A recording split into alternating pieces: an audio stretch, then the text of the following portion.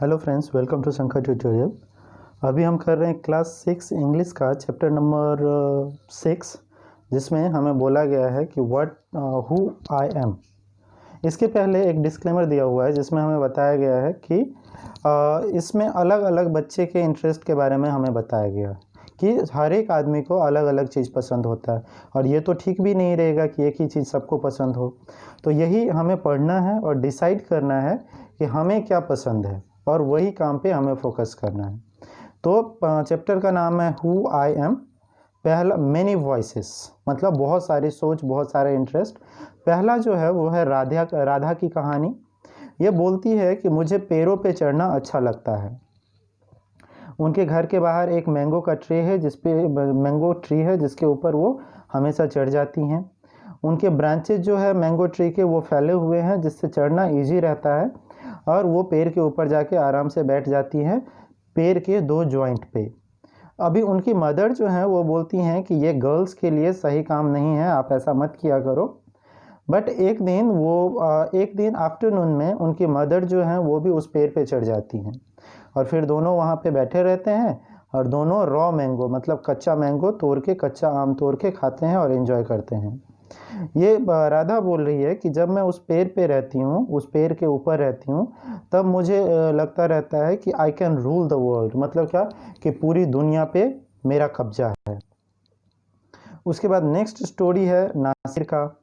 नासिर बोल रहा है कि जब व्हेन आई ग्रो अप, जब मैं बड़ा बनूंगा तब मैं सीड कलेक्टर बनूंगा। मतलब क्या कि बीज जो होता है खेतों में या फसल उगाने के लिए, वो कलेक्ट करूंगा। क्योंकि उसके पास एक कॉटन का खेत है, और जिसमें उसके फादर जो है वो हमेशा सीड मार्केट से ख़रीद के लाते हैं, जिसके लिए उनको बहुत ज़्यादा पैसा स्पेंड करना पड़ता है। तो वो उसको बुरा लगता है, और उनका नासिर के जो ग्रैंडफादर है वो उसको एक स्टोरी बताते हैं, जिसमें वो बताते हैं कि पहले ज़माने में सीड्स जो है वो ख़रीदे नहीं जाते थे। पहले के सीड्स जमा, मतलब प्रीवियस ईयर का सीड जो है वो जमा करके रखा जाता था, और वही बाद में खेतों में लगा दिया जाता था, जिससे अच्छा फसल आता था। तो उस टाइम पे इतना ज़्यादा खर्चा नहीं होता था खेती करने में, तो ये वही सोच रहा था। बट आजकल में वो चीज़ जो है वो काम नहीं करता। आपको अगर अच्छा फसल चाहिए तो आपको बीज खरीदना ही होगा। तो इसलिए वो नासिर सोच रहा है कि मैं बाद में फाइंड आउट करूँगा कि ये चीज़ क्यों बदल गया, और मैं इस चीज़ को सीखूंगा, और बाद में इसी चीज़ को फिर से, मतलब पुराने सीड्स को जमा करूंगा, जिसको हम नेक्स्ट ईयर फिर से उसी सीड को यूज कर सके। उसके बाद नेक्स्ट स्टोरी है रोहित का। रोहित सोच रहा है कि अगर मेरे पास बहुत ज़्यादा पैसा होता तो मैं हमेशा घूमता रहता, मतलब ट्रैवल करता रहता, जिसमें वो बहुत सारी चीज़ें, मतलब न्यूजीलैंड के माउंटेन्स उसको बहुत पसंद है, तो वहाँ जाना चाहता है, क्योंकि उसने मैगजीन्स में पिक्चर देखे हुए हैं जो उसको बहुत ब्यूटीफुल लगते हैं देखने में। उसके बाद वो बोल रहा है कि काश मैं अमेजन रिवर पे राफ्टिंग कर पाता। राफ्टिंग क्या होता है कि तेज धार के बीच समंदर में आपको, समंदर या नदी में आपको वेव के अगेंस्ट चलना रहता है। मतलब मान लो कि पानी अगर ईस्ट में चल रहा है तो उसके अपोजिट चलना रहता है। तो ये बोल रहे हैं कि अमेजन रिवर अमेरिका में मैं ये राफ्टिंग कर पाता। उसके बाद मैं लक्षद्वीप के बीचों में घूमता, वहाँ पे जो मोतियाँ रहती है उसको देखता। उसके बाद उड़ीसा में जाके कोणार्क टेम्पल को देखता, और चाइना के बीजिंग में ओल्ड सिटी इन बीजिंग को देखता, और फिर वो पिरामिड भी देखना चाहता है इजिप्ट का। बट व्हाट आई एक्चुअली, मतलब ये क्या बोल रहा है कि उसको सबसे ज़्यादा घूमना क्यों पसंद है, क्योंकि नेचर देखना उसको पसंद है कंपैरिजन टू ओल्ड बिल्डिंग्स जो हैं उसकी। उसके बाद नेक्स्ट स्टोरी है सरबजीत का। इसमें ये बोल रहा है कि उसको बहुत ज़्यादा गुस्सा आता है तब जब लोग उसको झूठा समझते हैं, इवन वो सच भी बोल रहा होता है तो भी।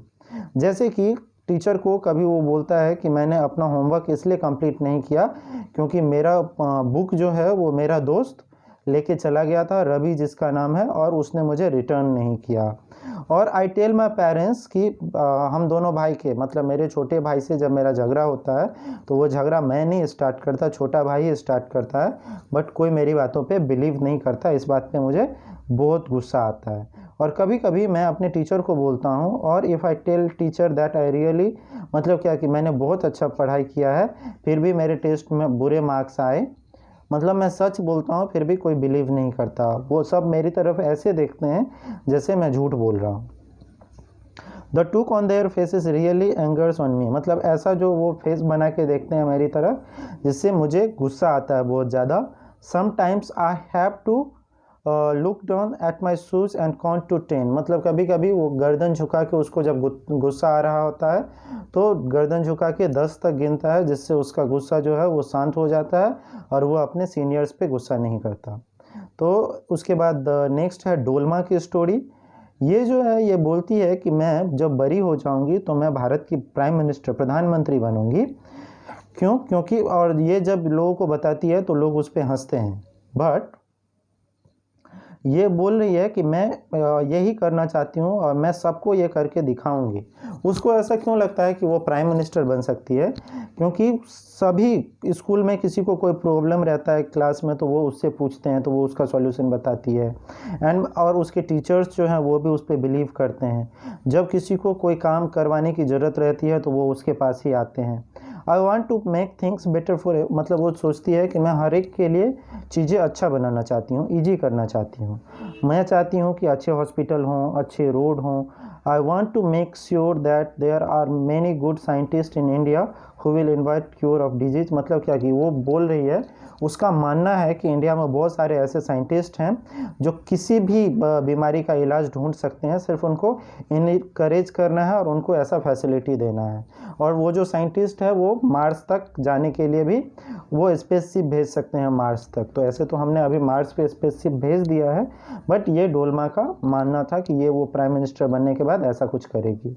उसके बाद नेक्स्ट है पीटर की स्टोरी, जिसमें वो बोलता है कि मेरा जो फेवरेट डे है पूरे मंथ में, वो हर एक मंथ का सेकेंड संडे जो होता है वो मेरा फेवरेट डे है।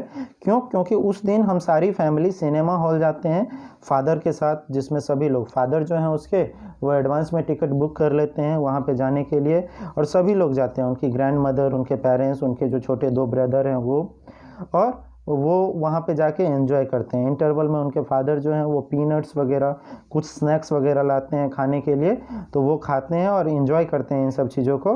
Afterwards we always stop to eat ice cream, मतलब उसके मूवी देखने के बाद वो हमेशा रुकते हैं आइसक्रीम खाने के लिए। और वो दिन जो रहता है सब बहुत अच्छे मूड में रहते हैं और बहुत मज़ा करते हैं, तो इसलिए उसको ये पसंद है। तो ये था आपका चैप्टर नंबर 6। आपको क्या पसंद है आप सोच के मुझे कमेंट बॉक्स में बताइए। Thank you so much for watching, please subscribe the channel.